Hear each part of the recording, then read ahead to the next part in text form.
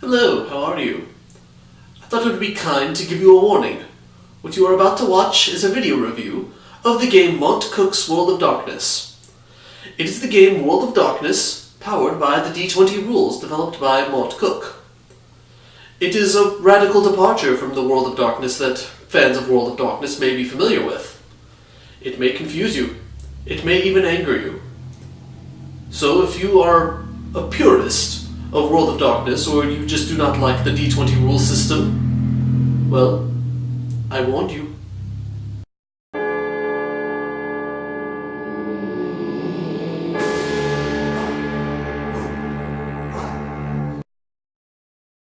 Monte's World of Darkness. There's a title that'll strike fear into the hearts of any RPG veteran. Monte, for those that don't know, was the senior designer at Wizards of the Coast during the time of Dungeons & Dragons 3rd edition development. At the time, he made some design choices that kinda made sense, but he later realized were kinda flawed, and so he dubbed those ideas Ivory Tower Game Design. Originally, Monte and his team designed D&D 3rd edition to reward people who understood the game.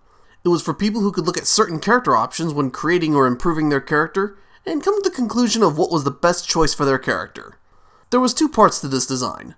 The first was to make certain options simply better than others, in all but a few situations that were unlikely to come up. The second was not to explain anything beyond how something worked mechanically. This suddenly makes a lot of the explanations and rebalancing of abilities that were present in Big Eye Small Mouth D20 make so much more sense. Anyways, after Monte finished his work with Dungeons & Dragons 3rd edition, he moved on to make some other games. And some of those were D20 versions of other games that already existed.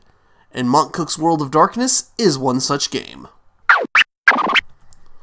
Monte's World of Darkness is exactly what it says on the tin. The World of Darkness is skin cut away from the storyteller system and stretched over the D20 skeleton of D&D. No longer is it a game about delving for long-lost treasures and dungeons, nor is it about creatures of the night operating in secrecy of the mundane world. Instead, it's the oddly appropriate middle ground of a portal to another sinister dimension, opening it up and causing all hell to break loose. So this really makes the game more like a crossover of the video games Doom and Hexen. Needless to say, this isn't a game for kids.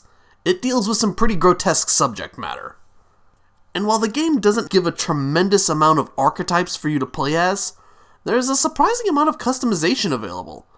You have 5 different classes to play as: human, mage, vampire, werewolf, and demon. Unlike other D20 games though, multi-classing is pretty strictly forbidden in this one, meaning you're not allowed to play as some spell-slinging demonic vampire or werewolf that maintains a shred of humanity. You get one archetype, not 2 or 3, and definitely not all 5. And for the record, 4 is also out of the question. That's otherwise the only real restriction of the game. You also get to pick a type for your character, which basically determines what skills your character is proficient in, and are thus what skills you can most easily improve, in addition to a bonus to some of your other stats.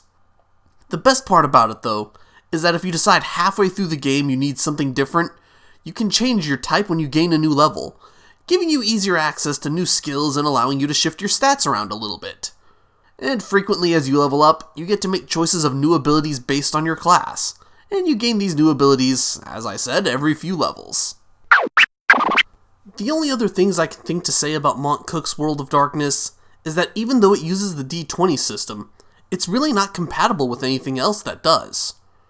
For starters, the amount of hit dice you get at level 1 for your starting HP is 4, instead of the usual 1, and a character's ability to avoid attacks increases as they level up.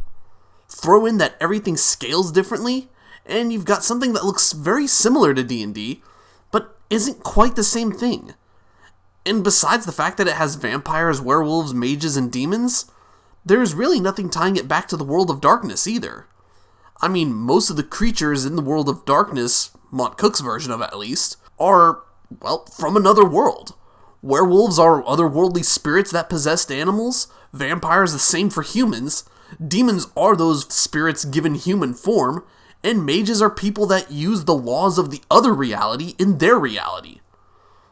That's actually probably the closest thing to World of Darkness that was carried over. In reality, I think this game was just an attempt at cashing in on the popularity of World of Darkness using the clout of Monte. If you want a D20 based game about slaying monsters in the modern world, here you go, it seems to do a decent enough job at that. The artwork leaves something to be desired though. God, that face is creepy.